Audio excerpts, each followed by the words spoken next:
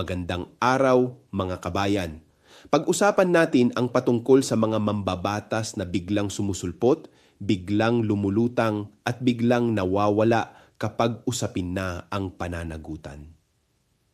Sa mga ulat, muling lumutang si Martin Romualdez at biglang sumulpot sa mababang kapulungan si Paulo Duterte habang si Ronald Bato de la Rosa ay patuloy na nagtatago. Ngunit iisa ang hindi nawawala, ang kanilang sahod na galing sa buwis ng bayan. Si Bato ay may arrest warrant na raw mula ICC, si Polong ay di sumipot sa ICI, si Martin ay malakas ang kapit kaya wala pang ebidensyang pwedeng maihain sa kanya. Dehado ang mamamayan sa ganitong sistema.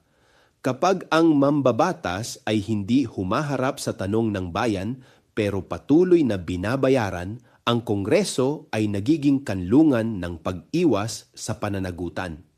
Ang serbisyo publiko ay hindi karapatan na pwedeng ipagpaliban.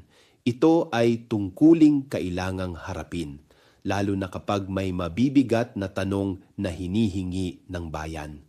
Ako si Bishop Tonyo, obispong migrante sa Europa, at ito ang Damdaming Makabayan. Hanggang sa muli!